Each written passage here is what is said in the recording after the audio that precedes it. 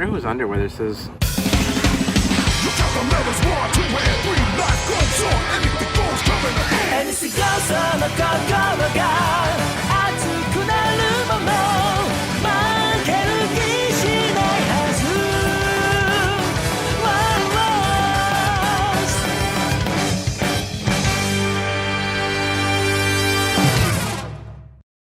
Okay, so I'll be saying this a lot for Phase 2 Kamen Riders. Yada yada, something new for the franchise, yada yada. Luckily, that isn't the biggest case here. Kamen Rider Double was the start of a new trend, and it did just enough and well enough to define a formula that didn't need to change directions. If it ain't broke, don't fix it. But a little variation doesn't hurt. Kamen Rider seasons are generally set around 2 years before they air, not counting film time. However, Double in the next couple of seasons would have their production a bit more rushed than usual. Since Double was filmed around the same time as Decade, a lot had to be moved around to reach the new shorter deadline, which impresses me by how good Double ended up being. Then came along Kamen Rider O's, following Double's formula of going with what worked in the past, but this time, that philosophy would be a lot closer to Double itself, rather than having too many Showa or Heisei Phase 1 influences. With deadlines already being as tight as it is, there are bound to be at least a couple of changes now that more data is coming from Double's sales and reception. O's is a weird amalgamation that somehow ended up being a very well put together show with what it was trying to do and the little time it had to be created. There had to be some expectations set out just in case Double didn't do too well, similar to how Agito had other plans when Kuga was just meant to be a one and done type of thing. You can kind of tell from a short visual that O's is playing it safe enough with the standard set from Double. What if instead of the theming of 2s, there was a theming of 3s? 3 parts to the suit, 3 medals for the belt, 3 segments for each episode title, 3 main factions that we focus on. I can keep going on that for a while. Yeah, O's is safe. Maybe a bit too safe, but that doesn't mean it's not trying. The trailers already look promising, and the premise seemed very interesting. These monsters, called Greed, with 3 E's, awaken, and the hero known as O's, with 3 O's, uses medals to fight them. Just look at those designs, those colors. Everything looks like it was taking a lot of creativity to bring to the television screen. Even the titles are kinda silly, like Episode 1, Medals, Underwear, and a Mysterious Arm. Now if that doesn't grab you, maybe these shiny medals will. Shiny medals that form...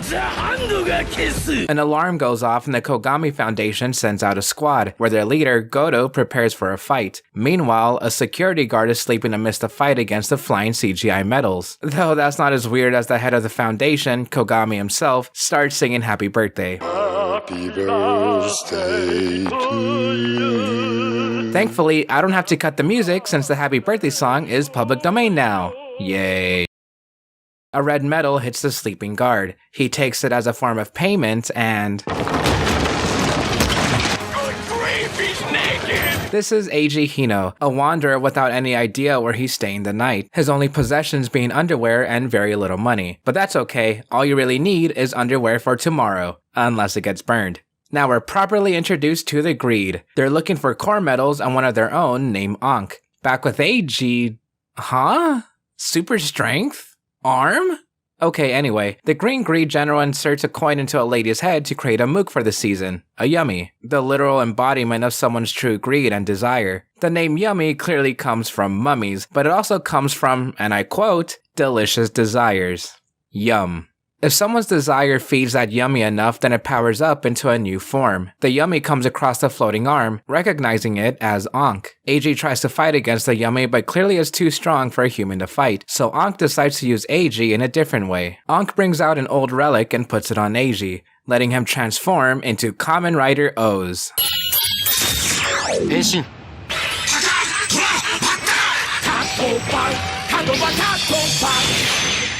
Wow, how innovative that O's final form is his base form, and debuts in episode 1. After the battle, a knocked out police officer starts to move. It seems that Ankh has taken over his body. Kogami once again sings Happy Birthday, this time to O's.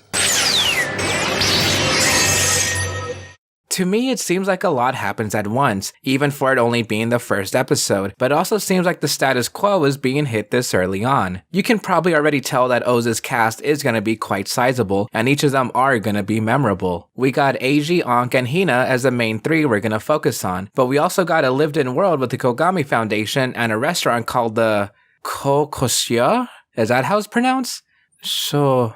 So she said. 多国籍料理店クスクシへ International restaurant Kusukushi. I'm not even gonna try after that. The police officer that Ankh took over is named Shingo, and he's Hina's brother. He was hurt badly, so if Ankh leaves his body, then Shingo won't last long. A couple episodes later, Hina finds out that her brother has been taken over, and reluctantly accepts the reality. As far as Shingo's job is concerned, he's on vacation, probably from having that really weird wig on his actor.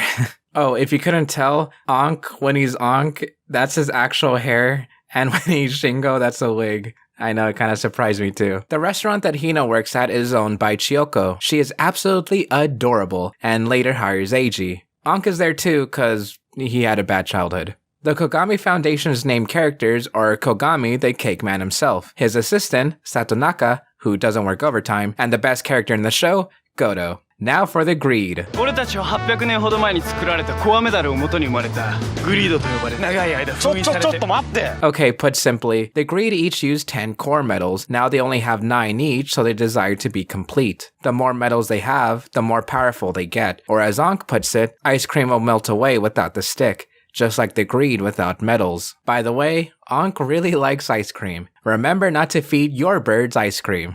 Our generals are color-coded and animal-coded, so you can kind of get the gist of how they are by taking one look at them. Each general can also create certain types of yummies, which I think is a cool way to differentiate them since Eiji and Ankh often have to figure out who created the yummies to figure out how to defeat them. Like how one general can create fast cat-type yummies, or another general can create water-based yummies that fight in hordes. To further differentiate the generals, they can also go into human disguises, which is a mystery for another time. We have the green uva, isn't that grape in Spanish? The blue Mazul, gray Gamel, the best character in the show, Kazuri, and Ankh, who is currently just an arm. Ankh is a bit of a handful. He's like an over-aggressive child that only wants things done his own way, so that's more like a cat than a bird. Take this from a cat owner. I just understand. Originally, Ankh was going to be a soft-spoken guy who would only be a holder for the medals, which is a giant contrast with what we got in the end. And of course, a medal holder is more marketable as a toy. Ankh only cares to get a full body back by obtaining his core medals, while Eiji is our usual protagonist that would rather protect civilians than go on a collectathon. Eiji often uses threats to get Ankh to work with him, such as threatening to drop the O's driver in the ocean or having to make a deal with the Kogami Foundation. By the end, sea salt ice cream is usually enough to make Ankh comply.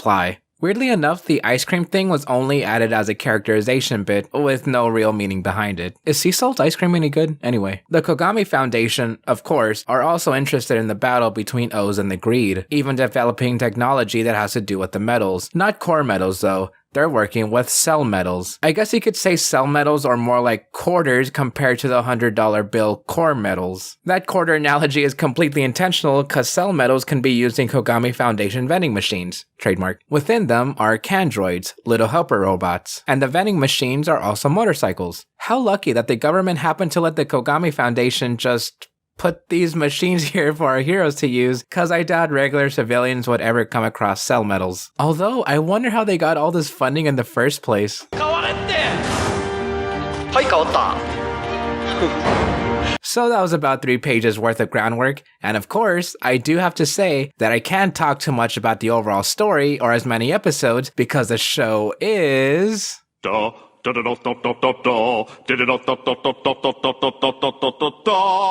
episodic. Mostly. I'd say other episodic shows have standalone episodes that make up about 90% of their season, but O's is more like 70%. The weird part comes in when there are a lot of standalone episodes, but sometimes those standalones have important bits sprinkled in. As always, I'll go over the major points, but surprisingly, O's so far has been the season that has the most missable little details. They may have to do with the story, like the greed general saying or acting out something that has some impact later on, or the details can just be some funny joke going on in the background. I won't go over every little thing like that, so I hope it entices you to watch the show yourself, cause aside from Hibiki and Kabuto, I think this might be the season where I skipped the most episodes to recap. That should be a testament to how well O's was put together, especially when it comes to the acting and writing. With that out of the way, let's talk toys, as well as O's himself. O's with 3 O's seems a little silly, and it is, but there's a double meaning to it. O in Japanese means king, and O's in universe came from an old king, and the 3 O letters together is meant to resemble infinity. Now here's a point I've been meaning to bring up. O's is officially spelled with 3 O's, but in katakana it's spelled O-Z-U. Ozu. Oz. That's only meant to show how it's pronounced in Japanese, but even in the show, it's spelled with 3 O's. Just something to keep in mind for titles of other seasons. That aside, Oz the show was presented with 3 concepts. Number 1, a cheerful hero in dark times to contrast real-life events that were happening at that time. Number 2, a reward for defeating an enemy. And number 3, a colorful hero with diverse forms. Those were just concepts for the show. Oz himself had inspiration coming from Kamen Rider Ichigo, a king, like I mentioned earlier, and the Olympic Games. One of these is not like the other. It might be obvious just by looking at the Olympics that their rings can be inspirations, but the inspiration also came from winning Olympic medals. The medals were an idea that were pretty much set from the start, but the big obstacle was deciding how they can be incorporated into the story and why anyone would want to collect them in the first place. The theming of threes pushed along several ideas, and since the Olympic medals had 3 kinds of medals, it was thought that gold, silver, and bronze medals could be a motif. But that would have led to a lot of confusion, as they say. Yasuko Kobayashi, the head writer for O's, suggested using silver medals for the monsters and quote-unquote gold medals for the core idea, as used for transformation and to be the main medals to collect. Obviously, you can see that O's main suit has 3 different medals to create the Tatoba combo. This was chosen to show off that O's gimmick is to switch medals and therefore switch powers and suit parts. If Eiji gets 3 of a kind, for example 3 yellow medals, then he'll create a combo. Here we have Tatoba,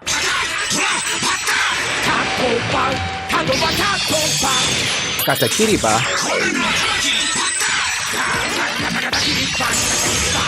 Ratorata,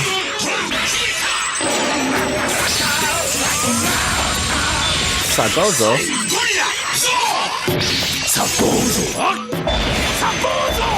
and Shouta.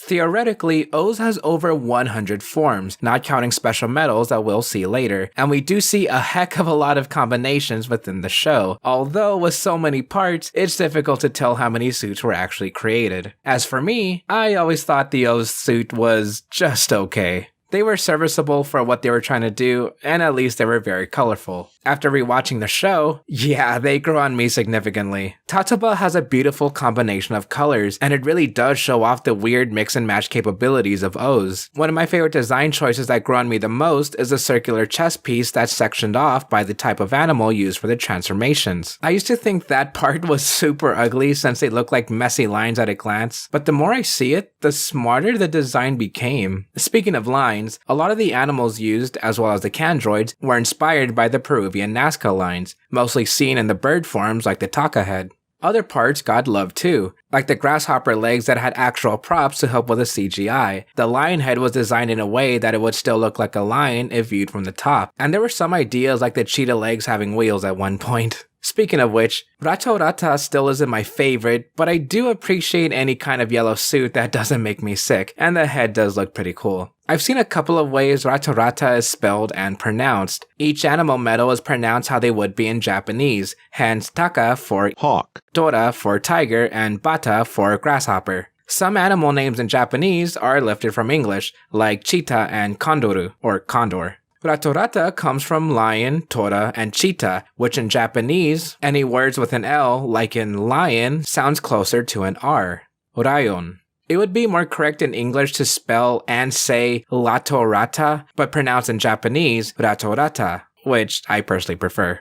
Next is Katakiriba. Despite green being my favorite color, this also isn't in my favorite suits, though it does look good. The beetle head is menacing and the scaled legs are a neat choice. Super awesome fun fact, it cost at least $100,000 of the CGI budget to make Katakiriba clones, which is why it wasn't used that often. Otherwise, the villains would be defeated in 5 minutes since Eiji could just beat them up with the countless clones. Sagozo is up there for me in terms of combos. I'm not the biggest fan of bulky suits, but this looks great. Silver works so well and the arm pieces are really cool. Plus, who doesn't love a powerhouse type of suit? And finally, for now at least, we have Shouta. I would have liked it more if the aquamarine legs had a deeper blue like the other pieces. Although I'd still put Shouta up there if only because of the added parts to the arms. A cute fun fact is that modeling for the whale helmet was difficult compared to Super Sentai, since Sentai had already a couple of whale-themed heroes before. I also can't forget the driver aesthetics in general. While the medals as toys don't stand out to me that much, especially since the designs on them are kinda hard to see when they have clear plastic, the O's driver is worth pointing out by how simple it is.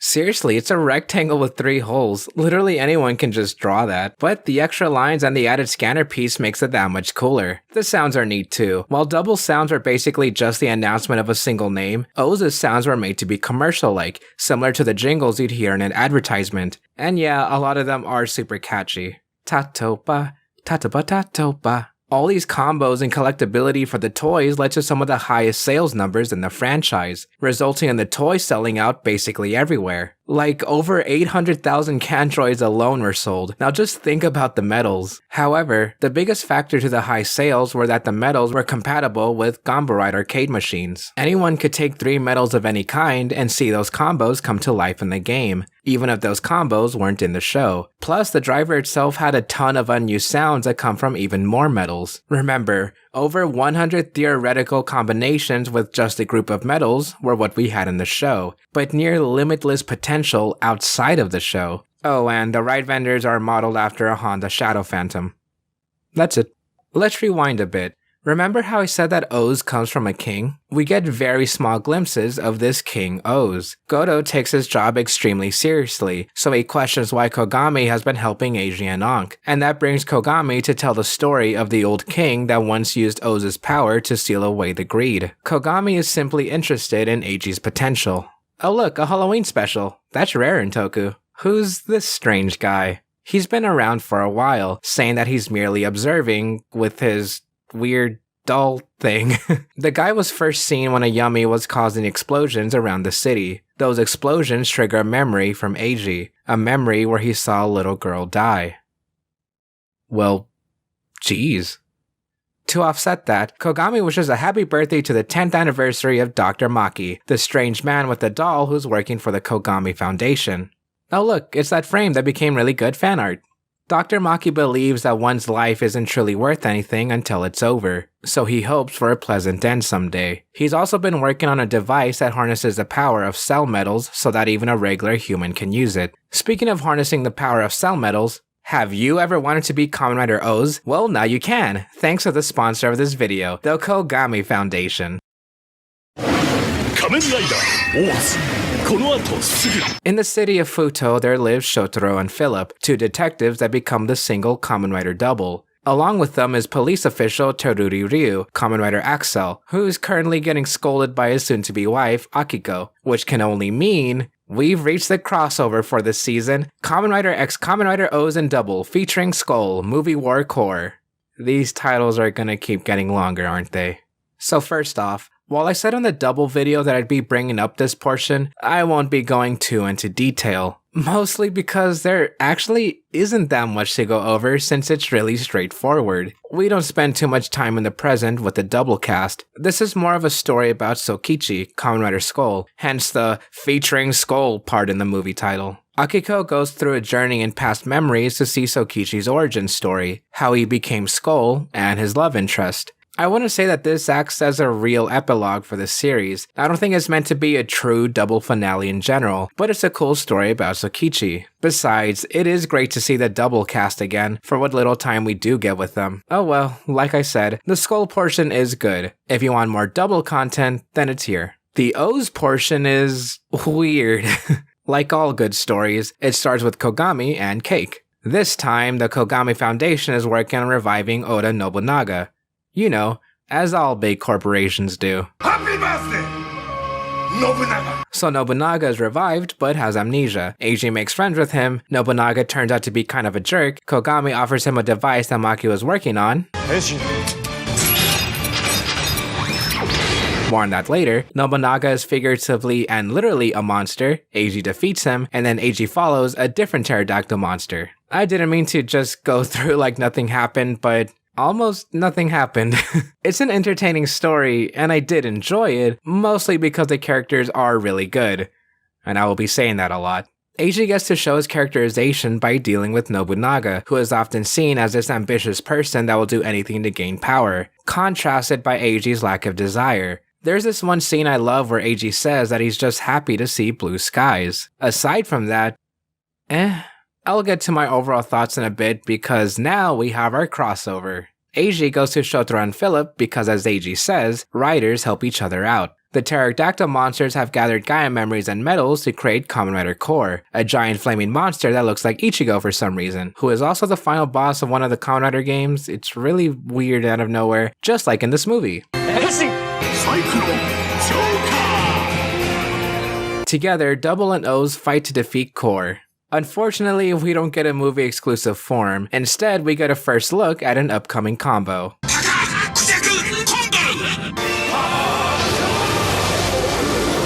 We also get Double Cyclone Joker Gold Extreme again, ill. The day is saved, Akiko marries Terui while imagining that her dad is by her side, and Eiji ends up in Brazil. Hold on, let me Google that. Hey Siri, is Rio de Janeiro inside Brazil? Check it out. Oh, it is. Plus, we get a small tease of the 40th anniversary project.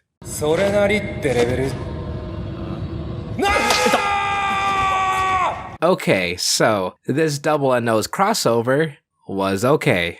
So, Skull's portion was interesting, and I did like Sokichi's backstory, but I don't think it was necessary. To me, Sokichi was a cool, hard-boiled character because I didn't know much about him. He's not any less cool to me now, though my opinion hasn't changed either. If anything, I feel a little weird that Double's present story was shoved in for the obligatory crossover. Good, but nothing special. I have the same general thoughts about Oz's portion. Nothing special, but good. Eiji's interactions with Nobunaga are great. Other than that, I actually forgot about most of the story right after I finished watching the movie. Maybe that shows how memorable it was. Honestly, the movie isn't exactly a necessary watch because I think it's non-canon, or mostly non-canon, specifically with the O's part. I'm not entirely sure where it would fit with the continuity of the show since Eiji has medals that he normally wouldn't have. The monsters appear in other places too, but Eiji acts like he's never seen them before. And most importantly, where did Ankh get the Tajador medals? Okay, that's probably enough rambling. If you want more Double and O's, then you'll like the movie. If none of this grabbed you, then it's easily missed. Remember when Nobunaga was given a driver? Well, Dr. Maki has been working on that for a while. I even brought it up a bit ago. We see the power suit's blueprints, and Maki believes it needs more tests. Then Kazari says that they should try it anyway. Yeah, it turns out that Maki has been siding with the greed, as if he wasn't evil this whole time. I mentioned earlier that O's has some episodes where it seems like it has nothing to do with anything, but there are still some sprinkles of important story bits and smaller details. The episodes where it's revealed that Maki is working with the greed is kinda like that. We're shown a couple of scenes of him and Kazari, then they prepare a plot to hijack one of Kogami's transport vehicles, because inside are 5,000 cell medals, but more importantly, a red core medal. Kazari takes the plan further by kidnapping Hina and hiding her inside the vehicle. One thing leads to another. Ankh and Eiji fall off a high bridge while fighting the greed. This is a big moment for our heroes, as Ankh makes it known that the only thing he cares about right now are gathering the core medals, but Eiji expresses that Hina should be the bigger priority.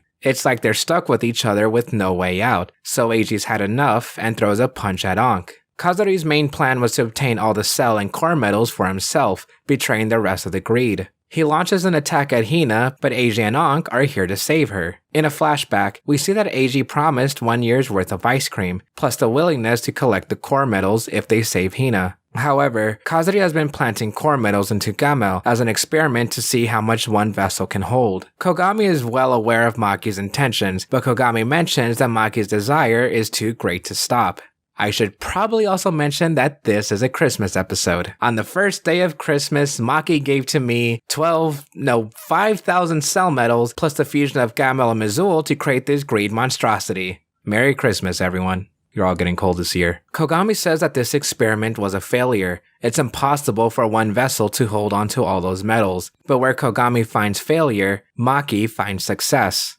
A man in powered armor enters the scene wearing Maki's other invention. Eiji and this mysterious man defeat the monster. Remember, this is what simping gets you. Then the man behind the armor steps out holding a large milk can filled with medals. He calls himself Kamen Rider Birth. 仮面ライダーオーズこの後すぐ Hello everyone, I'm Manpig. If you don't know me, I like tokusatsu. That's all that really matters here. So, Kamen Rider O's. Where do I even begin? Kamen Rider O's is a series that means a lot to me as a person in so many ways. See, I've been a Rider fan for who knows how many years at this point. But while I've always been aware of the series, catching it here and there as a kid, the first Rider series that truly made me into a fan was Kamen Rider O's. I remember my Japanese friend introducing it to us with our other childhood friends, and we all began role-playing as O's on the playground, watching the show and getting excited over the new forms, theorizing what combos would be revealed next, buying all the DX roleplay toys, the Candroids, the figures. It was a fun childhood. Yet, of course, inevitably, I grew up. At one point, I thought I was too old for Rider, as well as splitting ways with my friends in order to form our own lives. However, one day, while getting back into Japanese media, I dipped back into Rider and eventually slipped back to O's, and when rewatching it, everything flowed back into me all at once. The cool lore of the medals and the greed, the unique powers of O's, the fun gimmicks, the toys, all the stuff that I always loved was still there and were just as good as I remembered it. Nothing had changed, but at the same time, because I was older, I noticed even more. There was so much love for everything. From the suits, the powers, the special effects, the music, and even the references. This was a special series, even the context of Rider itself. But it doesn't rely on the fan service of the toys either. The writing is just as strong. There's the whole question that the series raises about inner greed of people and whether or not it's really wrong to have that emotion. The characters are all interesting, with their own personalities and motives for doing what they do. Each of the villains were different and distinct, with colors to make them all stand out and be appealing. And Ankh is one of the most interesting and entertaining characters in all of tokusatsu in my opinion. The side characters, Goto was a goat. Date, that's a man's man. Kogami was funny. There was so much I can talk about, but of course, what I really want to talk about is Eiji. Eiji is a character that I don't hesitate to call my favorite tokusatsu character, and one of my favorite characters of all time, because he, to me, is the truest definition of a hero. He is a simple person who lives life not worrying about much and is satisfied as long as he has a fresh pair of underpants. He is always positive, thinking on the bright side, and protecting everyone he can, everyone in front of him. He has a desire for the happiness of people. And to me, he shines. I look up to that mentality. I want to be like that myself. I look at Eiji, and all I can think of is admiration and the desire to be a person like him. Someone that can go nowhere, but will look forward and save what he can right in front of him, so that he can regret nothing. That hits me so hard, and I strive to be like that. If people know me personally, they know O's isn't just my favorite Kamen Rider show, but one of my favorite shows of all time, for too many reasons. Like any media, Kamen Rider O's is not a perfect show, but to me, O's was a pivotal part of my life and to this day makes me aspire to be more. It holds the greatest memories for me. And even though I'm now an adult, when I talk with my old friends about our past, we always agree that, damn, O's was a fantastic show. Even now, O's propels me forward. Eiji's mindset is one I tried to adopt as I mature and grow. If I could describe O's in a single word for me, it'd be beautiful. Because it's so special and irreplaceable to me. A shining beacon that reminds me of everything it showed. And all of that being said, I just wanted to say that I hope that you, the audience, give it a shot and simply enjoy it. Enjoy the story, enjoy the lore, the cool toys, the suits, the characters, the love, and the messages. Everything that Kamen Rider O's gives. A huge, huge thanks to Marcos for letting me on this special video. I'm not usually this serious online, but O's is just such a special series to me that I couldn't help it. I have a super active Twitter account where I talk about and share opinions on things that I love, which includes tokusatsu, of course, and I do have my own YouTube channel that occasionally uploads anime and visual novel content if you're interested in that. I could, of course, go on and on about how much I love O's, but I think I've taken more than enough spotlight for now. So hopefully, I'll see all of you somewhere else on the internet. And until then, back to the main show. Eiji and Ankh fight some monsters, but no medals come out of them. Apparently, they're not yummies. The monsters enter a boy, somehow. Then a train appears, along with a blue Kamen Rider named Kamen Rider New Den-O. As teased in the Double and Nose crossover, this is the special 40th anniversary project. Dang it. As teased in the Double and Nose crossover, this is the special 40th anniversary project. Kamen Rider O's and Den-O, Let's Go Kamen Riders the movie. In this story, Ankh accidentally leaves behind a cell medal in the year 1971, leading to Shocker gaining enough power to take over the world. Somehow. So it's up to Eiji and Ankh, with the help of Kotaro, Kamen Rider New Den-O, to go on time-traveling shenanigans and defeat Shocker in time for Kamen Rider's 40th anniversary. I don't like this movie. I swear, I've watched it at least 3 times, well, now 4 counting the watch-through for this video, and I remember basically nothing about it. Shocker teams up with other evil organizations, Imogen shenanigans that I really don't like, multiple tries on getting the medals back, but making it worse each time. Yeah, it almost seems like a whole lot of nothing. There's this one idea that the Kamen Riders of the alternate present were successfully controlled by Shocker, so Eiji fights them for a bit. But my biggest issue is that the movie just drags on for what seems like forever. The main idea is that Eiji and Ankh need to get their cell medal back, but that idea gets stretched out for what seems like 3 hours. There are these other kids that join in, the second attempt at getting the medals introduces them to even more kids, all the kids turn out to be important for the past and present, but that means nothing to me. Okay, maybe saying I don't like this movie is too blunt. If anything, it just really bores me. And you can tell it bores me because I have nothing else to say. A big celebration of 40 years of Kamen Rider?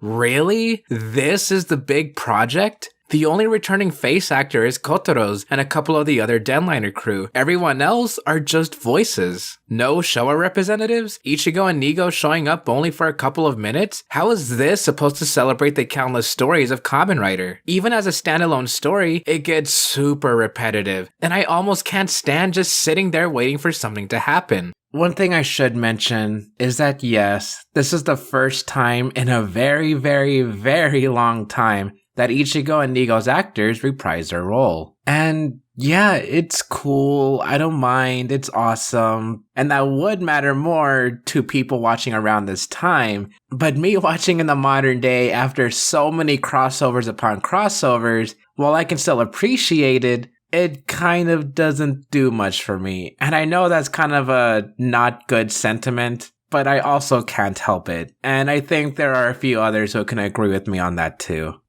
Let's go. Well, some more fights and then shenanigans later, Eiji, Ankh, and Kotaro get crucified. Just like classic Kamen Rider. Then Ichigo and Nigo arrive to help. They weren't really brainwashed by Shocker after all, so they and the crowd of civilians save the riders. Even if things look bleak, the Kamen Riders will be there. Henshin! Strike forward. Spear!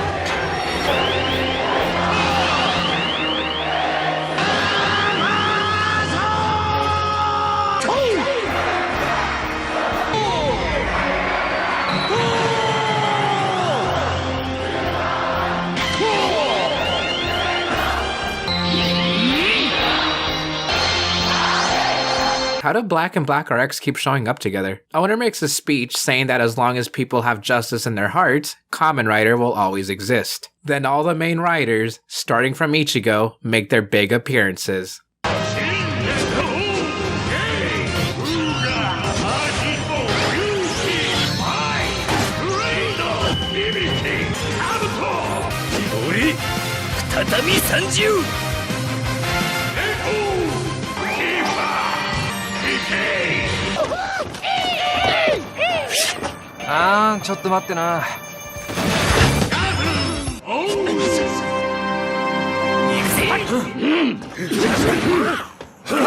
Though Owner says that Kamen Riders aren't the only heroes out there.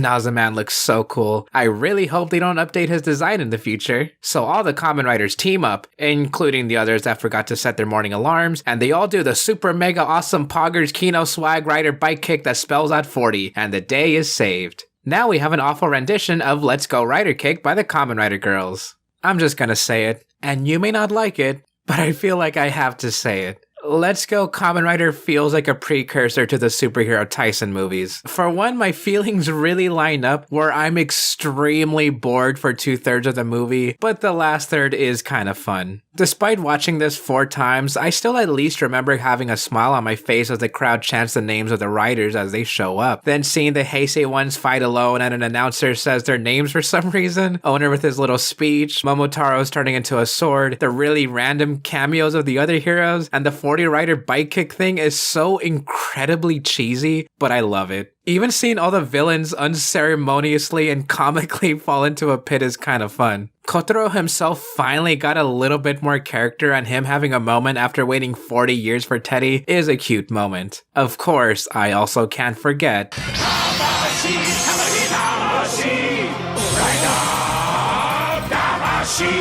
You know what, I'll just say it now. The writers for this season have no bad suits. Tamashi combo is right up there for me, and keeping the talk ahead is genius. I may not like this movie in general, but I'll gladly rewatch the last third several more times. Maybe if I don't have to watch the rest of the movie though. Happy 40th anniversary, Kamen Rider.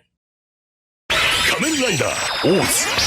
この後すぐ Kamen Rider Birth is piloted by Date Akira, who was traveling abroad for a while and is now a paid employee by the Kogami Foundation. Although his main mission isn't exactly to defeat yummies and greed, his job description is to gather as many cell medals as he can. Date's goal is to earn 100 million yen. Maki doesn't want to talk about it, but he didn't choose Date to be Birth's user, and Maki is more bothered that Kogami got to choose the name for his Kamen Rider. One idea for O's was to go for something more mechanical, but that later got moved to the secondary rider, Kamen Rider Birth. That technology idea even went as far as planning a mechanical gear for Birth to transform with, though cell medals were preferred. Then that evolved into gashapons. Medals were put into a vendor, so how about a medal into another kind of machine? Here's a weird piece of trivia. An inspiration for Birth's design was Mechanical Violator Hokkaider. What? Anyways, I always thought Birth looked extremely out of place with Oz's aesthetics. It didn't match our primary riders, it didn't fit any of the greed or yummy design philosophies. Birth was just its own weird anomaly, and I finally realized, yeah, that was the point. Science versus technology, Oz versus Birth. Oz has use of ancient relics, Birth uses machines created by the Kogami Foundation. Well, so does Oz, but you get my point. Even if Birth doesn't fit the aesthetics, he looks really friggin' cool. You guys know, I love sleek and shiny things. Birth is so modern, so handsome, so I want to lick Kamen Rider Birth. I already peed on him. Is that why he tasted so rusty? 変身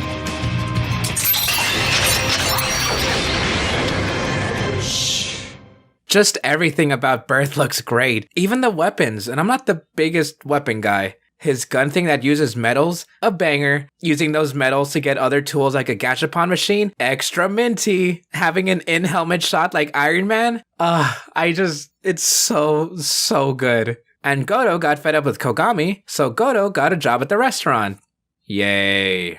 More importantly, Kogami has a gift for Eiji, a red core medal he found during his travels. Now Ankh, Eiji, and Kazari each hold a red medal. In this arc, Ankh seemingly betrays Eiji and throws him off a building, making a deal with Kazari to trade his red medal for all the core medals that Eiji holds. Of course, Hina doesn't take lightly to that and steals Ankh's medal, though Ankh basically keeps her hostage for the time being. Meanwhile, Date goes to the restaurant to see Goto, but Date also notices a photo of Eiji, starting to recognize him from somewhere. Date starts to feel for Goto, so they go out shooting with the birth gun. Goto has been with the Kogami Foundation for a while, constantly taking orders just so he could reach the top and do something more. But now he doesn't feel right even in trying out anything birth related. Date eggs him on to take one shot, but that single shot knocks Goto back. Sure, Goto may have been trained, but it's gonna take a lot more than that to keep up. A yummy yells out, marking the time for our heroes to meet it. Eiji was rescued from the river and knows that Ankh isn't exactly a good person. Bird thing, but at least he knows that Ankh will be there when there's a medal to grab. Ankh and Eiji get ready for the fight ahead, as Satonaka arrives with a gift from Kogami, a red medal from earlier. Combined with Ankh's medal, Eiji gets access to the Tajador combo.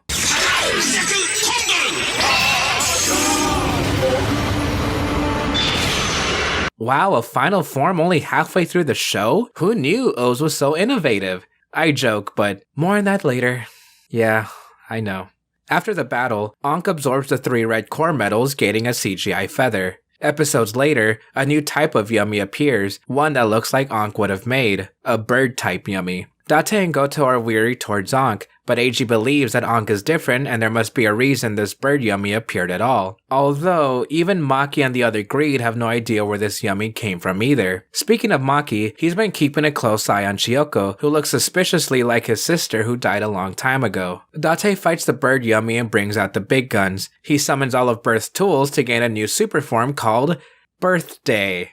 That was such a dumb joke name that even Bandai didn't think the form would make it into the show, and it was only meant as a toy-exclusive form. It should be obvious, but all those props on Birthday made it hard to move, so that's why it barely moves at all. My friend Dallas also sends me the picture of Birthday every time it's my birthday, and it makes me facepalm every time. It turns out that Ankh didn't make the Yummy. Ankh even says himself that he's not interested in making more Greeds or Yummies, he just wants to be complete. With that, Kogami wishes a happy birthday, and we see a red arm watching Ankh and Eiji. The 40th anniversary of Kamen Rider isn't the only thing OOO celebrates, because this next arc officially marks 1,000 episodes of Kamen Rider! Yay. Kogami wants to make a movie to celebrate this milestone, so he has a cast of OOOs film a movie.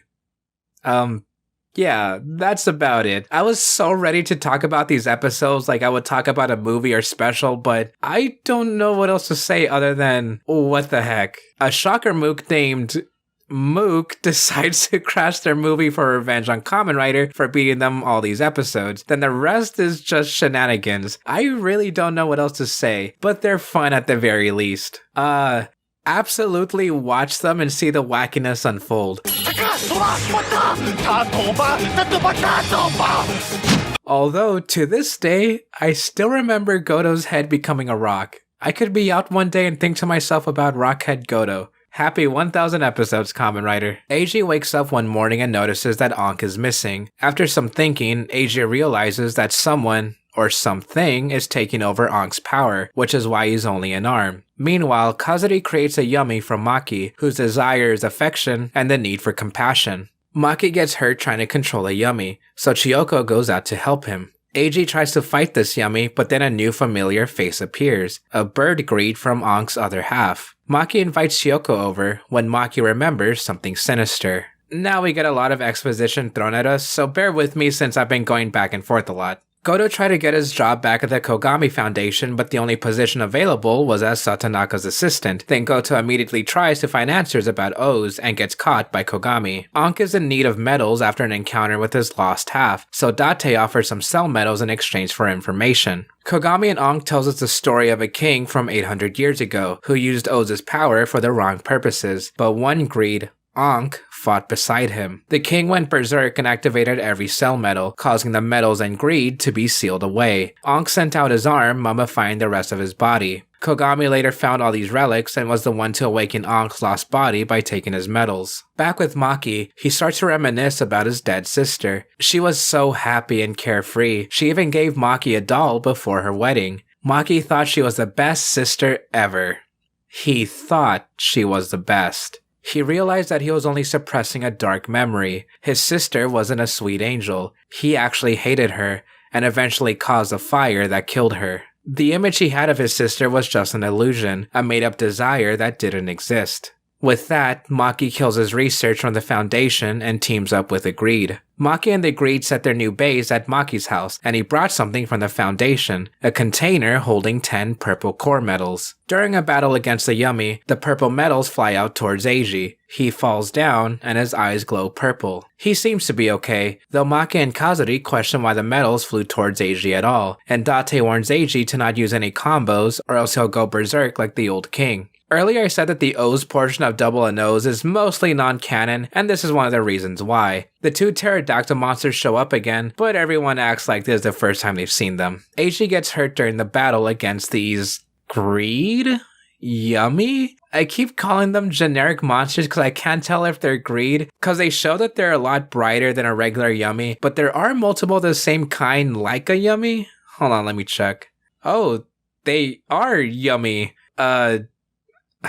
What? Date patches up Eiji and scolds him for not being careful with his own life, something multiple characters have already scolded Eiji for. Date tells a story of how he recognized Eiji in the first place. Despite being a homeless wanderer, Eiji actually comes from a rich background as his family were politicians. One day in Africa, Date was on doctoring duties when he saw Eiji escorted back by some men in suits. Earlier that day, Eiji risked his life to save a village and a little girl from an explosion, but ended up being the only survivor due to his parents' wealth. After that, Eiji's family only used him to further their political agenda, without caring what Eiji just went through or how he felt. That is why Eiji was left with no desires.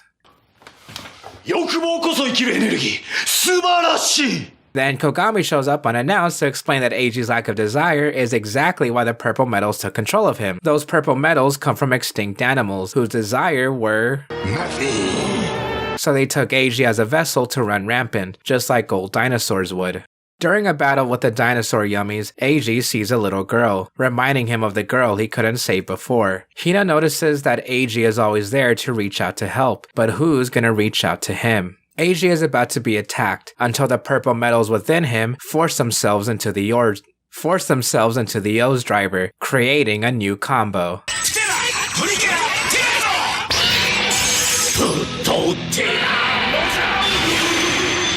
This is the Tira combo. What? Huh? Tira. Totira. Oh, Tira. In Spanish, the first part of Tira is a swear. Anyway, this is the Puto Tira combo. I can't believe O's did the boring thing and debuted the final form around episode 30, just like how all the other forms debuted. Lame.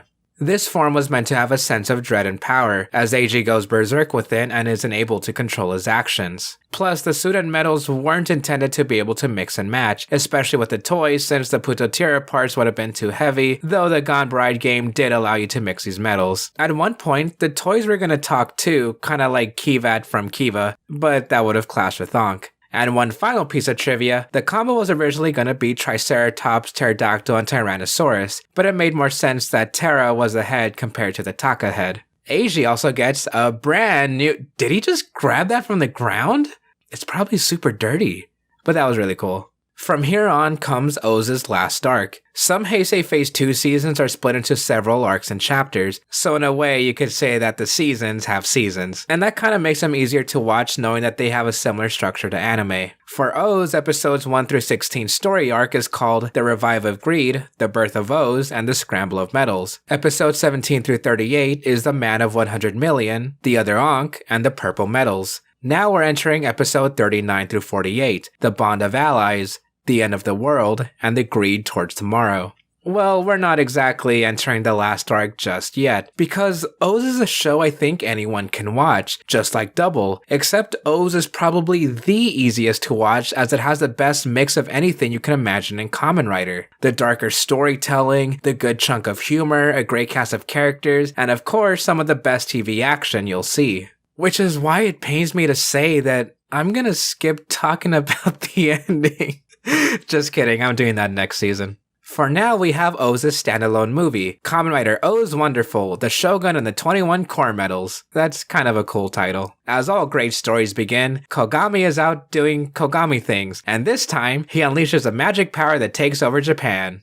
Oh, that darn Kogami. What wouldn't he do? Now, Eiji and Ankh travel in the past, present Edo era and figure out the mysteries of a strange tower and the origins of the metals. I like this movie. Once again, I don't have much else to say. I swear, I can talk about movies and specials for hours, but O's side content is either just okay or just good enough that I can't really add much. There's this part where Ankh and the Yummy's arms fight. I've always wanted to see more hand-to-hand fights. Then AG gets a new combo from that guy from the Batright Ward games.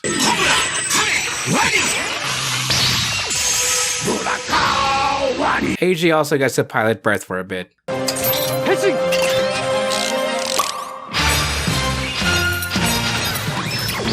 Oh look, cameos galore, and even an early bird look at Kamen Rider Forze.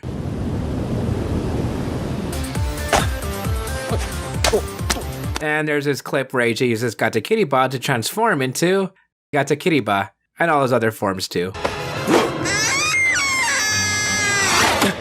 Though I can't show all of it cause copyright.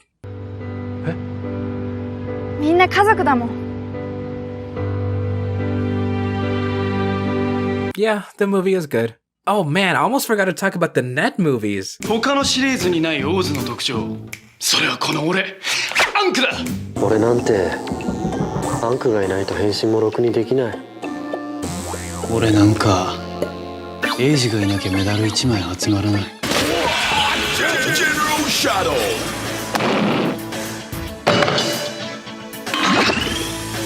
ひなさんをお嫁さんにください。エイジ君。でもそのお父さんはジェネラルシャドウだった。待て。仮面ライダーシザーズ。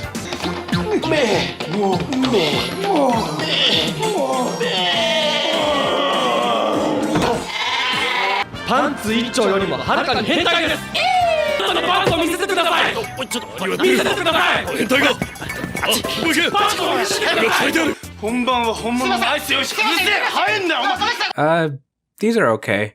How about the Hyper Battle video?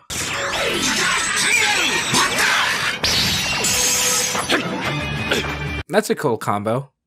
I said combo with a K there. You can't see it, but in my script I wrote it with a K. カンガルーパンチ、ライダーオーズ、カンガルーレッグ、カンガルーレッグ。 Okay, that's enough. Back to the show. You probably noticed in the movie clip that Mizul and Gamel are back. That's because Uva, who's been hiding out this whole time, revived them. So now that we're nearing the end, you might be wondering why Date has been trying so hard to get 100 million yen. Goto did some research and found a scan of Date's head, showing that Date has a small bullet stuck inside of him, and Date has been feeling its effect for a while now, often losing consciousness. Date joins forces with Maki and they agree to fight Oz, but after a battle, he seems as though he's not long for the world. He tells Goto to believe in himself, so Goto steps out with the birth driver and transforms.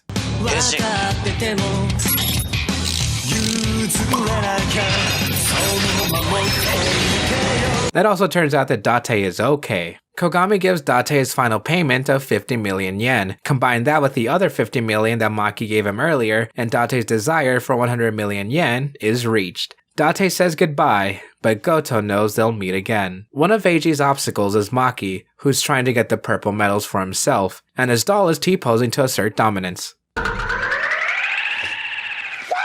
Maki explains that they're both turning into greeds, and Eiji connects that they're starting to lose their senses. They can barely see, sounds are distorted, and they can't taste anything. That's why Ankh was so obsessed with ice cream. It was something he could feel. I know I've been skipping out on Lost Ankh, though that's because he's just there for the most part. I mean, he's cool, and I like his arc, but there's not much else I could have brought up other than he's unknowingly evil, which is a neat concept. So anyway, Lost Ankh is absorbed into our Ankh, making him whole again, and Ankh repays Eiji by betraying him and siding with the other greeds. Oh, that Ankh, what won't he do? One by one, the greed are taken out by Eiji. Kazuri falls first, as Maki fully turns into a greed and breaks Kazuri's main core. Goto's driver nearly got destroyed in an earlier battle, so Kagame exchanges it with a prototype version of the birth driver. They're basically the same thing, but it only comes with a couple of weapons. Eiji and Goto defeat Mizul, but then Eiji gets knocked out by Gamel and wakes up at a beach.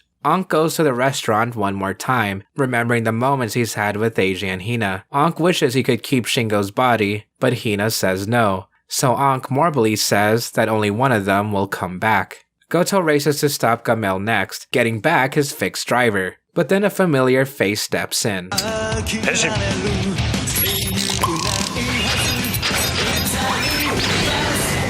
Date returns as Kamen Rider Proto-Birth, and alongside Goto, they defeat Gamel for good. Meanwhile, Ankh sees Eiji at the beach, not allowing Eiji to take back the O's driver. Eiji's had enough and threatens to destroy Ankh too. Now Ankh says he's found a new desire. Ankh doesn't want to just become full or a human, he wants life. Eiji understands, but he can't let Ankh do it this way. In Eiji's words, Ankh wants life, but doesn't understand how precious it is. They fight on the beach, with Eiji slowly losing control and having purple eyes as O's.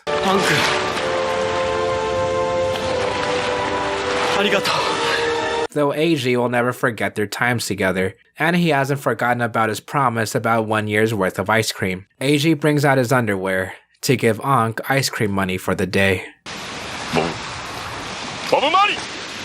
As random as Maki says Bob Marley, Maki no longer has any need for Ankh and cracks his core metal. Kogami congratulates Eiji on finally having a desire, as Eiji realized that his true desire was to have power so he can save people. As a gift, Kogami gives Eiji a near limitless supply of cell metals, and as for Uva, Maki gives Uva all the core metals he has, just in time for the final battle. Episode 48, Metals for Tomorrow, Underwear, and Metals to Reach Out With. Eiji has accepted Kogami's gift. Now Eiji is almost unstoppable, as Kogami had one more present, the original 10th metals used by King O's. Now Eiji has the true power of Tatoba.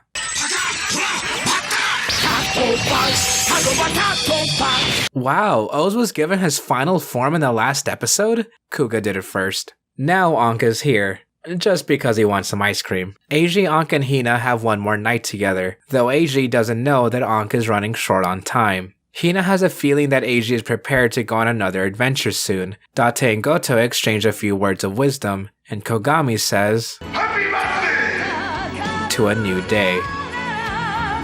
With all those metals inside him, Uva turns into a literal vessel for the rest of the core metals. Goto and Date fight the yummies that are running rampant, all while Kogami bakes a cake. Then Satonaka joins their fight too. Eiji faces his final confrontation with Maki, unleashing all the cell metals Kogami gave him, though that isn't enough, so Ankh offers the last thing he has.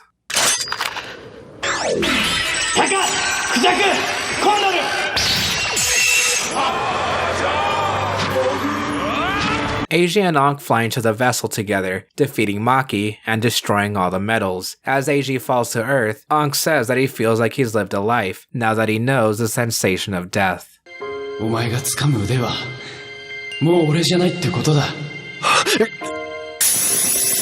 Eiji and Hina each hold a piece of Ankh's broken metal. With that, Hina, Date, Goto, Satonaka, and Chiyoko all reach out their hands to help Eiji. Happy birthday! During the credits, we see Shingo dropping off Hina. We catch glimpses of two students with one holding onto a switch. Goto is working as a detective. Date is back to being a doctor. Kogami bakes a cake. And Eiji's friends meet up at the restaurant to say hi as Eiji travels the world. Eiji holds onto Ankh's broken metal, hoping to meet him again someday. A few months later, a meteor falls from space, and it gains the attention of a few people, as well as Foundation X. This meteor creates a distortion in time and space, allowing a Kamen Rider from the future to arrive. Date, Goto, and Eiji, and a returning Ankh, fight off this Kamen Rider Poseidon. MC.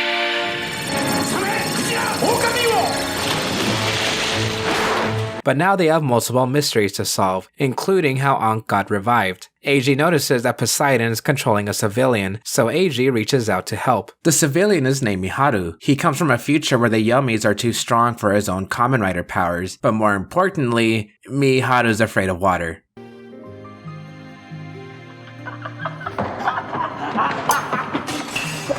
So an old Kogami gives him a new belt. Happy birthday! We learn that all the core metals that were supposedly destroyed along with Maki were sent to the future and gained sentience, creating Poseidon. Eiji tells Miharu about his grandpa's words. A man never knows when he might die, so you should make sure he's got a clean pair of underwear. Sure, it's funny taken literally, but it's supposed to mean that it's important to look forward to tomorrow. Ankh and Eiji go out to face a now separated Poseidon. Plus there's this cool slow-mo transformation. Then we see Miharu fight on a jet ski, transforming into Kamen Rider Aqua.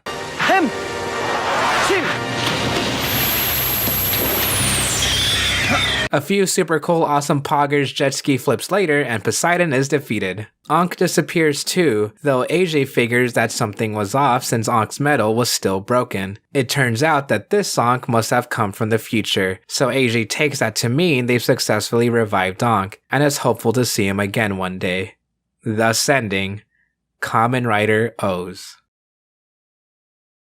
仮面ライダーオーズこの後すぐ Kamen Rider O es una serie que siempre quedará en mi corazón. Me dejó muchas enseñanzas que me han inspirado a ser una mejor persona cada día, y siempre la recordaré con mucho amor. Es una serie que te atrapa desde el primer episodio y quieres seguir viendo más y más y más. Los personajes se roban tu atención por completo, porque todos son tan diferentes y divertidos a la vez. Eiji es uno de los mejores protagonistas que he visto en Kamen Rider. Pensar en Kamen Rider O también me hace sentir nostalgia. Tiene el balance perfecto entre seriedad y comedia, acción e historia. Personajes secundarios que no son fáciles de olvidar, porque todos brindan algo especial al show. Los villanos tienen ambiciones grandes, pero no puedes odiarlos por alguna razón. Describo a Kamen Rider O como el show ideal para pasar un excelente tiempo, ya sea a solas o en compañía. Sonreirás ante la inocencia y fortaleza de Eiji, te encantará la actitud de Hina, te darán ganas de visitar Cuscusier para ver a Chiyoko, admirarás a Goto, recordarás a Kogami gracias a su curioso Happy Birthday y soñarás ser Satonaka. Te reirás con Date y sobre todo sentirás empatía y llorarás por Aang. Kamen Rider O, uno de los mejores Kamen Rider de la historia. Kamen Rider O's is a good show. There, that's it. That's the video. Okay, so normally I wouldn't outright say something like that this early, but it's Kamen Rider O's. The next season, Kamen Rider Forze, I've barely seen anyone say anything bad about it. O's, on the other hand, I literally have never seen any negatives about it. Literally never. Well, there's Mega. Hey! But other than that, literally never. I don't like O's. Okay, so this little bit is going to focus on the backstory of this video, so if you want to skip it, then it'll only take a minute. My viewers have been waiting a year and a half for this video to come out, and that's because I had Patreon/Super Chat requests to cover other seasons first. I didn't mind, of course, but I knew that I had to do this season more justice the longer it took to get out. I was working on this video at the same time as others, and I just scrapped the entire script. My first draft didn't come off right. If anything, it was actually kind of cynical. More than you'd expect, cause I've always liked this season. Who knows why my first draft was like that. Maybe it had to do with a certain other season that was airing at the time. Then I rewatched O's for a third time. That's when all the good memories came flooding back. I remembered watching O's week to week, seeing the relationship between Eiji, Ankh, and Hina blossom throughout these 48 episodes. The clashing of two different ideals with our protagonist turned into a friendship that was worth literally going around the world for. That's this video,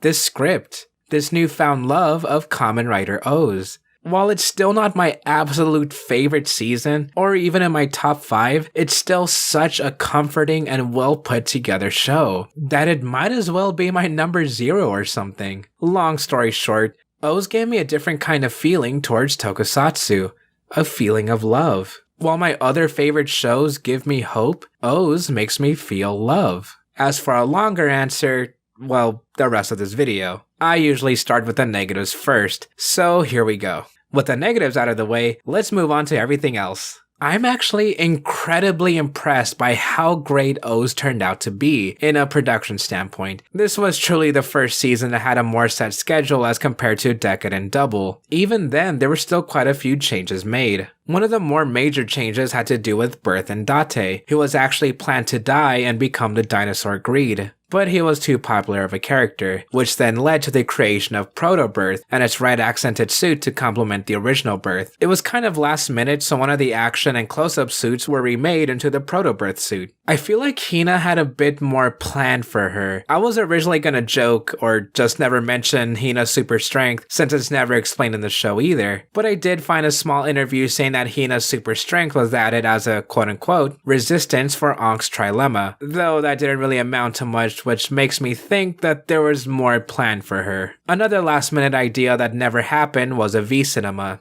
Double received a couple extra movies after its season, and something like that was going to focus on Date and Goto, but a lot of the staff that worked on O's were moved towards Tokumi Sentai Go Busters. We did get bits and pieces that furthered O's story in future seasons, but nothing quite to the extent as an entire movie. Speaking of which, the epilogue of Ankh and Eiji fighting Poseidon is actually from the next season's crossover movie, Kamen Rider Forze XO's Movie Wars Megamax. I normally don't like bringing up future seasons by name, which is why I always say, quote-unquote, in a future season, instead of a direct title. Because I keep these videos in a chronological playlist and try to talk generally instead of assuming everyone who watches these videos already knows what happens in every single Kamen Rider season. Though this time, it just felt right to talk about O's epilogue. At the very least, there's more to say here than there is for the Kamen Rider Skull portion, and I'll briefly bring up O's again in the Forze video. Avoiding basically everything else, I really love this ending. It feels like a true wrap-up for O's story, while leaving it just open enough for crossovers in the future, and it tells a really good story featuring a new evil Kamen Rider, all within what feels like just one episode of the show. It goes from point A to point B to point C fairly quickly, but it didn't feel that way. It genuinely felt like a feature-length film with all those slow moments, those quick twists, and the mysteries surrounding the medals. Plus, seeing Ankh again and finding out he's from the future just tugged at my heartstrings. Weirdly enough, while I do like Ankh's and Eiji's relationship, I'm not super crazy about it like some people, but that part of the movie was really good. Everything about Megamax is fantastic, though I'll gush about that in the next season. For now, O's is just fantastic. Oh yeah, almost forgot that O's gets a gift from the future later in the movie.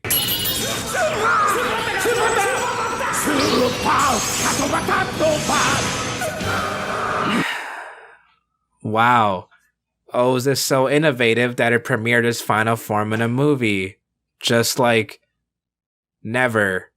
Okay, so it's come to that time, huh? My turn to talk about the final form debate. I used to say the term Saishu Power-Up, and that came from this tweet. To quote, in Japanese, the term isn't final form, but Saikyo form, which means strongest form. Thanks for the tweet, BeyondTheSubtitles. Shinichiro Shirokura also said something similar, where Toei designates them as Saishu Power-Up, also meaning strongest form. However, Shirokura later said that the final power-up is not always equal to the strongest form, then goes to mention Denno's liner form. To add to this, the words strongest and final aren't meant to be taken literally, just like how the word new doesn't have the same strong and direct connotation in Japanese as it would in English. With that in mind, I've said before that I really didn't like using final form as a term, mostly because I just knew it would cause a lot of debate and would be taken way too literally, though I'll keep saying final form since it's the most known term and it's easy to follow, for the most part. I joked throughout this video when certain forms came up that they were considered final for the debate, those being Tatoba, Tajador, Pototira, and Super Tatoba. I think a few others also consider Buddha Kawami, but I think that's a joke. I hope that's a joke.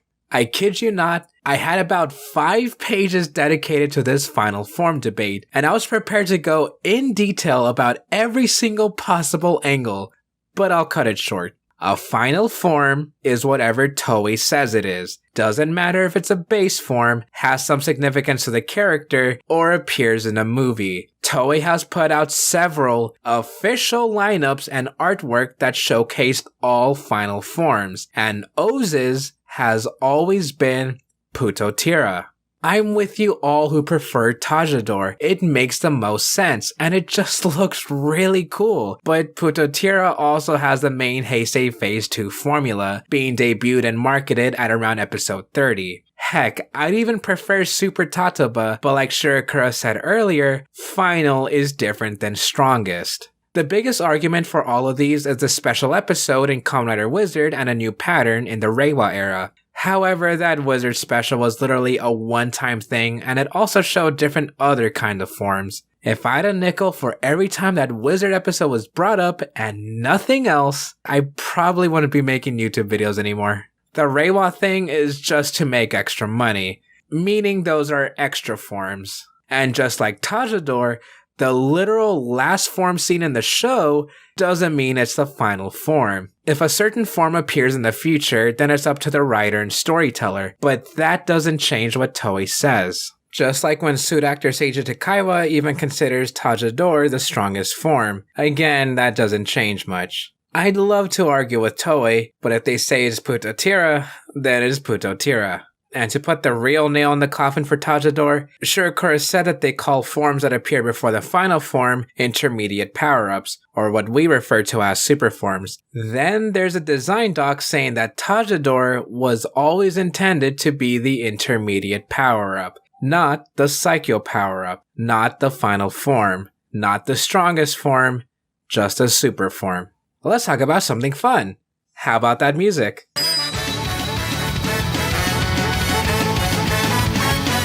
OOO has a lot of ska in its OST, and what better to showcase it than the opening theme, Anything Goes.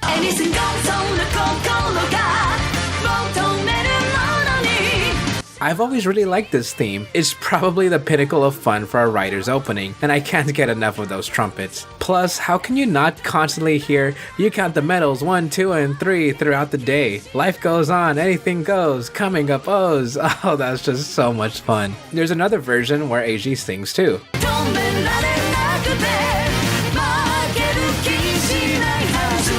Alright, that's probably enough before I get copyright claimed.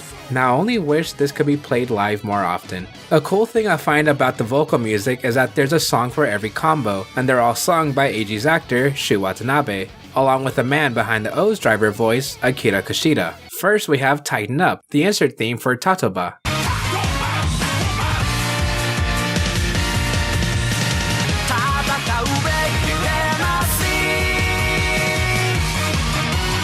The most played insert theme in the show, but not that much more than the others, which is one reason why I like it. Tighten Up doesn't overstay its welcome, and I love the way Tatoba is sung. The chorus is my favorite part, along with the fast singing. Next is Gotta Keep It Real for Gata Kiriba.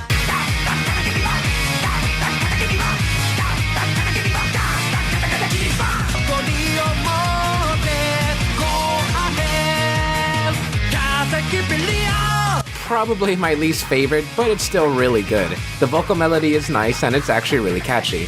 Now we have Right On, Right Time, Rato Rata's theme.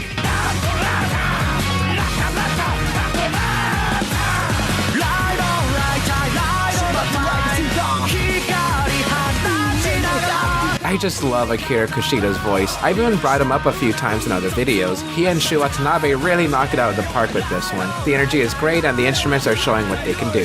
Sun Goes Up, Sagozo's song.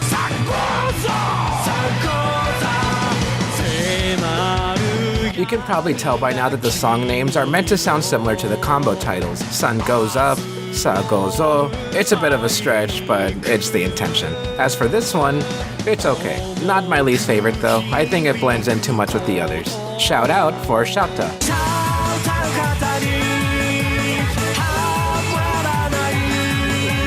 This is the one where the instruments are nearly at their best, and Kushida's vocals are so fun. Well, all the vocals are fun in this. It might even be my second favorite. Power to Terror, Putotira's theme.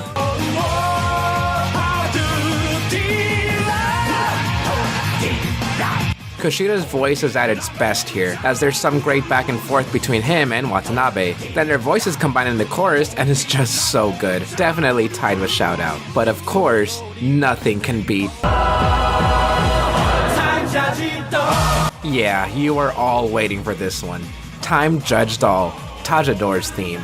Now we have both Eiji and Ankh singing. It's absolute perfection. All the compliments I made for the other songs are at their peak here. The vocals, the instruments, the energy, and the lyrics are fantastic. Not to mention the anniversary version made for a later season, but I'll leave that for you to hear. Oh, we still have quite a bit to go.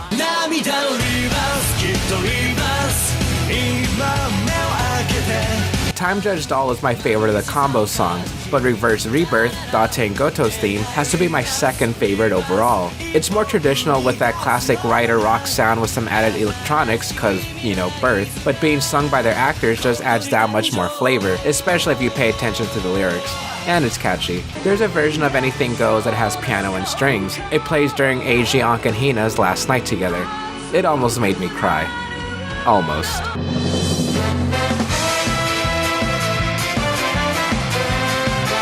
I also want to mention this one just cause it's cool. It's the song used for AJ's debut in the Double movie. It's amazing, that's all. And we're still not done.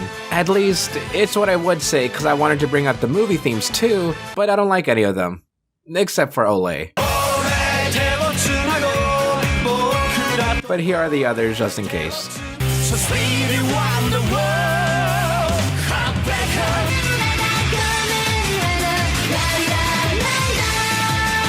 While we're on the subject of sounds, I want to bring up more henshin sounds. O's eventually got the CSM treatment and came with new combos, including a full-on jingle for Poseidon's combo.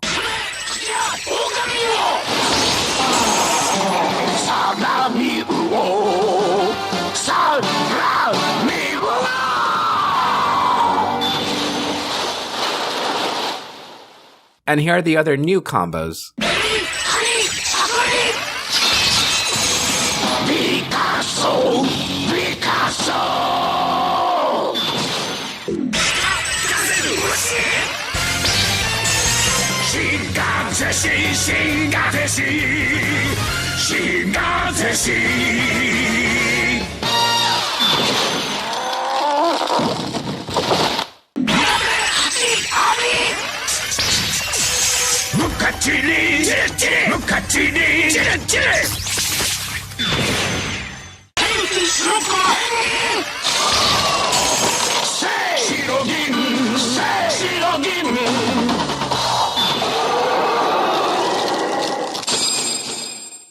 The DX belt actually had some unused sounds too, though those didn't have combo jingles, just singular metal sounds. For the record, my 3 favorite jingles are Tamashi, Shigazashi, and Tajador, Ankh version, with my least favorite being Burakawami. Oh yeah, let's have that be the question of the video. If you made it this far, then you deserve a core medal. As for the question, what's your favorite combo, whether it's by suit or by jingle? Tell me your favorites in the comments. Speaking of unused things in O's, here's O's, or Hexa O's, spelled with 6 O's. Have fun going down that rabbit hole. If there's one thing that I really want to praise about O's, like the absolute best part of it, is the acting, though that also goes hand in hand with the writing. I think O's is the best acted season in the Kamen Rider franchise. Yeah, there are other great shows, but I think O's has the best possible range for everyone. And I mean absolutely everyone. Even the civilians of the week are pretty good. Heck, Ankh is like never out of character, even in the music videos. One cute detail is in the Ole music video where Ankh doesn't want to sing or dance. Then when AG forces him to at least stand, Ankh reaches out his hand a couple times but smirks to try to look like he didn't just get rejected. He's not directly in the center of the camera, he's off to the side a little, but it's the details that I really love. That's just the music video. Ankh has all these quirks in every scene he's in. Oh, like in the Hyper Battle video, when they do the dance and Ankh never smiles but reluctantly dances anyway. It might be an exaggeration, but I can't think of a single frame, let alone a single scene or episode, where Ankh isn't out of character. Of course, the praise goes beyond just acting. Ankh as a character is great. Yes, he's a perfect antithesis to our heroic Eiji, but Ankh as a bird person is fantastic. I'll admit, I wasn't the biggest fan of Ankh in my first watch through since, well, he seemed like a jerk. Though he had the most development as a character, which changed my mind a lot. Yeah, Ankh is brash and snobbish, but he's also lost and did get betrayed by King O's. Plus the other greed aren't exactly friendly either, so after being locked away for 800 years, who knows how Ankh would react to the modern world. That's not including any novelization details since I don't cover the books, but even then,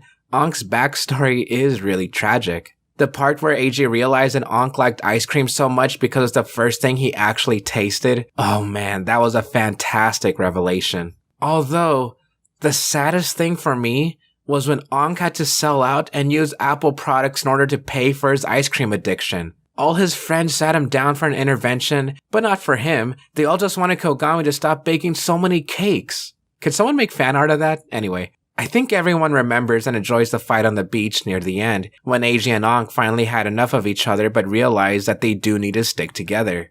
Ankh pours out his feelings for once, Eiji starts to get a desire, and then they fight side by side. The only thing that can make the moment any more powerful is if Ankh asks, "Who else will I have ice cream with?" And now for Eiji. Eiji. Yeah, this is why I like to make this video series. I can go back and wonder what the heck was wrong with my young oblivious opinions. Younger me thought nothing of Eiji. Not a bad main writer, but not a good one either. That was absolutely wrong. I don't say this lightly. Hino Eiji is now my favorite main writer. Well, not counting Haruka from Amazons, but that's different. I have this bias where my favorite writer list is basically nothing but secondaries. Not this time. Eiji skyrocketed to my top 5. I'd even say my top 3. Why? How do I put this? He's a perfectly balanced character inside and out. Early in my watch, I often questioned the, for the lack of a better term, Eiji worship. It's always about Eiji. Hina and Date always worry about him. What about Aang? What about Hina herself? Eiji isn't the center of the universe. Everyone always tells Eiji to worry about himself for once. Yeah, I get it. He's No wait. Eiji does need to think about his own ambitions. Of course, he's our benevolent protagonist, but he's being unrealistically selfless, even for Toku standards. Then his backstory was revealed. Eiji chose to be a wanderer, leaving behind his old life, when his prior heroic actions left a village and a girl dead, literally in front of him. I think that'll leave anyone without desire. The people with the biggest smiles often feel the most sadness. Yeah, I think Eiji is my favorite primary writer,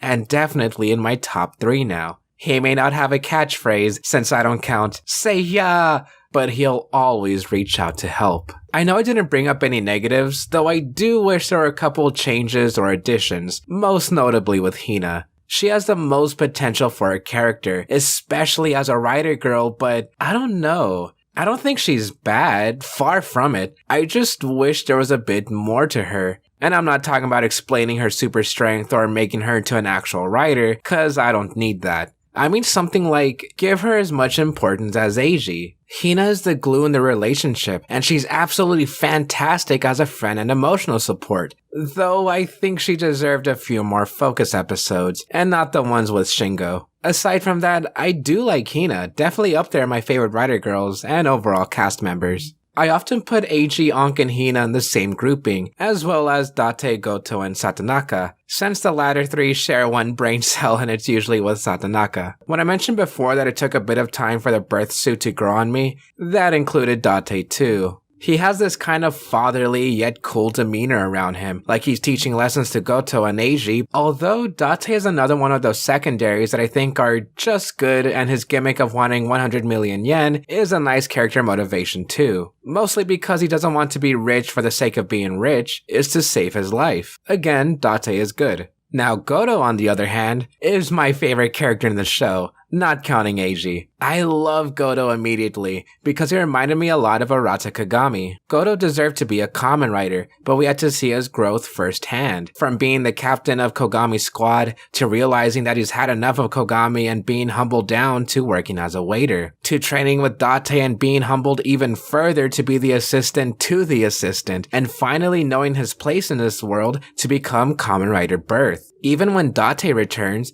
Goto stays as primary Birth, not proto-birth, and Goto deserved it. What I said about Hina is about as much as I can say about Satonaka. She's great and brings a lot of laughs because of her uncaring demeanor, but she helps out anyway cause it's literally her job. Even though I said Hina doesn't need to be a writer, I actually would have liked to see Satonaka use Kamen Rider Birth as a main user, and not just quickly in a net movie. Satonaka clearly holds her own in fights, so it would have been cool to see her, Date, and Goto team up as a trio of writers. Now when it comes to the higher ups in the foundation, I like Kogami. He's a lot of fun. I can kind of see how people wouldn't like him since he is a bit eccentric and loud when it comes to baking cakes, but his moments are usually quick, and whenever he's on screen, it's only for a couple of minutes at most. Besides, O's has really silly moments in general. Kogami shouldn't be an issue. Oh, I think I've said this before. I like the concept of some big organization that knows more than they lead on, and the Kogami Foundation is nearly perfect. Though just like Smart Brain, my main question is, what exactly do they do in the context of this universe? Do they just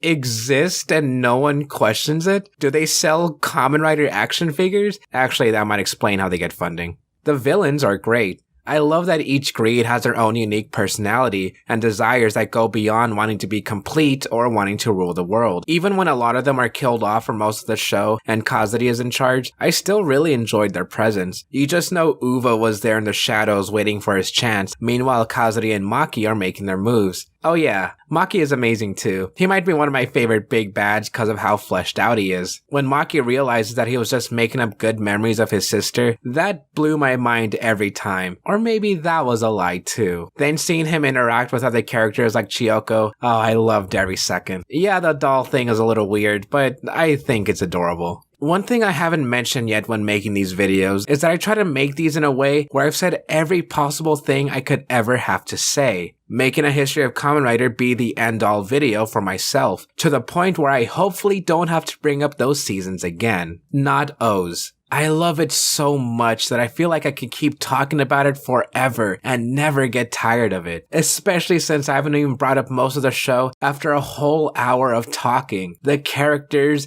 the story, the camera work, the production, everything is nearly perfect. And I think it is the top choice for a newcomer to get into. I love Kamen Rider O's, inside and out. I hope you can love it too. Years later, Goto and friends are called back to help fight against the revived greed. Even Eiji is back to spend time with Hina. お帰りなさい、エイジ君。ただいま、ひなちゃん。 But first, Goto tests out the Kogami Foundation's latest experiment, the Birth X driver. However, something goes wrong and it takes him to a parallel world where Hina is O's.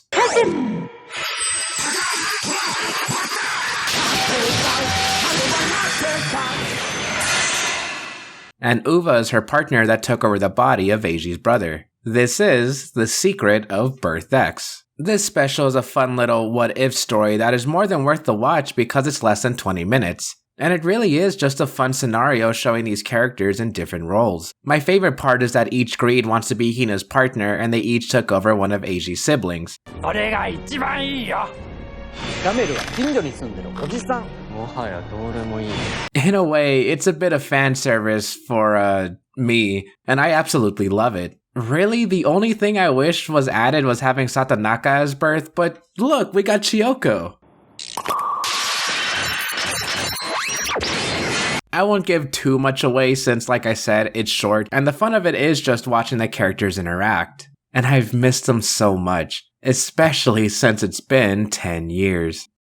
10 years.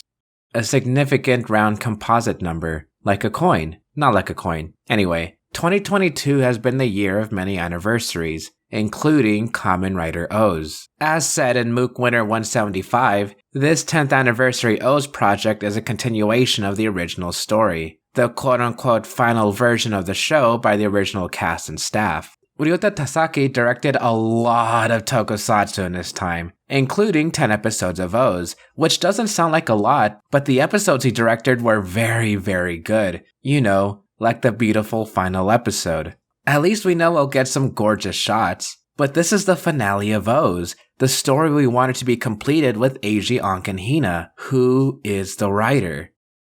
Nobuhiro Mori. You might have heard the name as one of the writers for Gaim, but he mostly wrote for movies and later went on as a secondary writer for Ghost, Geo, Saber, Revice? Oh no. But hey, he did write 6 episodes of O's, which I don't think I even brought any of those up. Maybe they just weren't that important? Okay, well, he also wrote the O's novel. Yasuko Kobayashi was the head writer for O's, as well as many of my favorite tokusatsu ever. Time Ranger, Den-O, Shinkenger, Go Busters, ToQger, and Amazons. Jeez, what a fantastic lineup, showing that she just understands what goes into making great characters. Sure, her shows don't have the most plot, let alone anything that complex, but the characters themselves are what make them fantastic. The characters are the complexity. They evolve with us, and we understand them beyond just being pixels on a screen,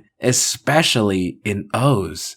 It was Sentai to add various variations in the format, but at that time, the so-called Heisei Kamen Rider series had just started. and there was no format that looked like it. Moreover, since it's a serial drama, I do not understand the manners at all. I had a hard time there. As I worked on Ryuki, I gradually came to understand how to create a drama. She just gets it. Well, she was at least consulted and did supervise this big project. A very divisive project that I wasn't even sure I should talk about. Mostly because I really don't like going back to old videos just to add a bit more content for what I missed in upcoming projects. But here I am, because I think O's deserved it. It's been 10 years. 10 years with our favorite characters.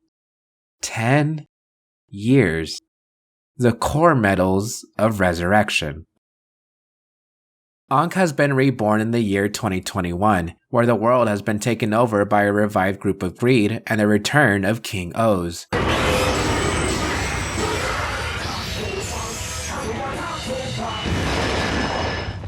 Who for some reason people say is a bad plot point since it's never explained how he returned. Sorry to break it to everyone, but Kamen Rider has not done a lot of explaining for years, so it really shouldn't be a surprise. Although, sure, let's not compare it to the past 50 years of Kamen Rider. Let's look at this movie by itself and still think it's a bad plot point, except I don't think so. The original O's left way more things unexplained. Hina's super strength for one. So why is it that a big bad villain gets the flak? It literally would not matter. Nowhere in this universe, galaxy, or planet would it matter by a minuscule of an atom if his return was explained in detail. Let's say Kogami got King O's back. Would that be adequate enough? Or would it still not matter? To me, this quote-unquote critique is the one I've been seeing the most, and it's also the one I think shouldn't really matter in the grand scheme of things. But anyway, Ankh's return has him lead his friends to Eiji, who has been hiding out ever since he nearly died saving another girl from the greed. Except, this isn't Eiji, at least not like the one we knew, since this Eiji has been taken over by an artificial greed named Goda. The reason why Eiji is taken over is because he died. King O's killed him while Eiji was protecting a little girl. Ankh unwillingly teams up with Goda to defeat King O's, until Goda betrays them all and takes all the core metals for himself.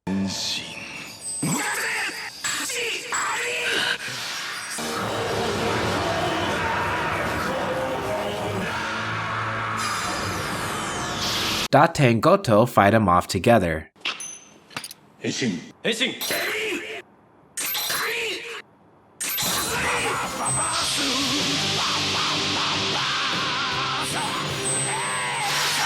Ankh takes over Eiji's corpse, with Eiji explaining that he did what he wanted the most. It was his one desire to save lives. But it's more than that. His strong desire made another wish come true. Eiji was the one who finally fixed Ankh's broken metal. Now Eiji and Ankh are back to fight one last time.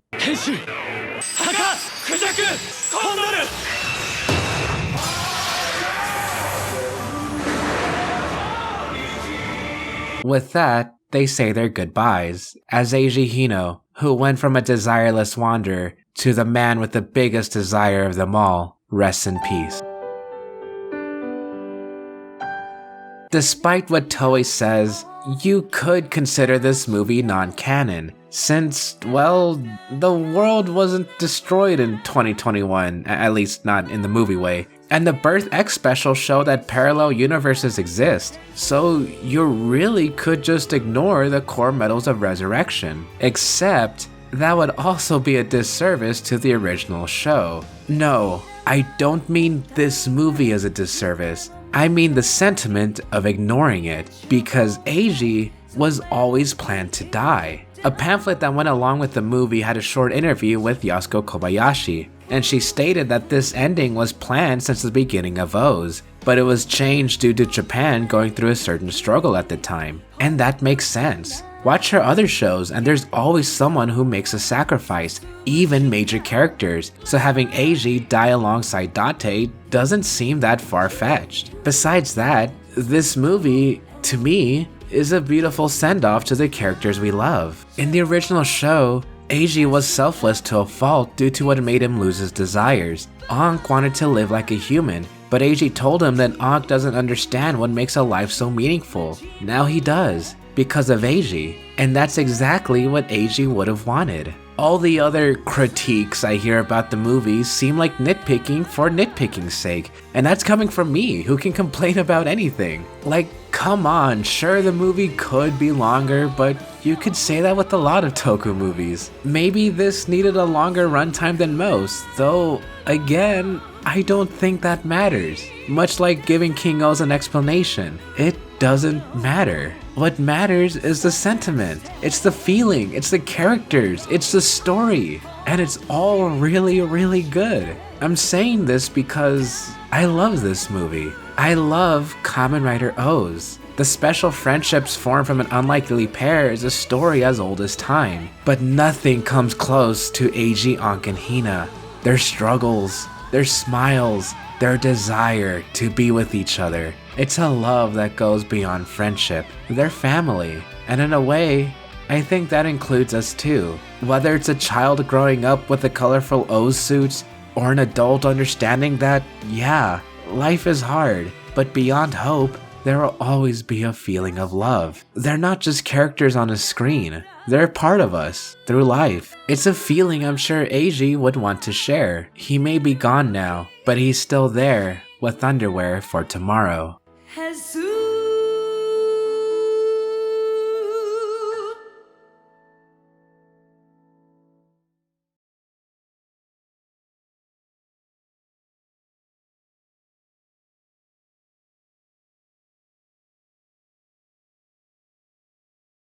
With all that being said, it's gonna be space time as we visit our school days with Kamen Rider Forze.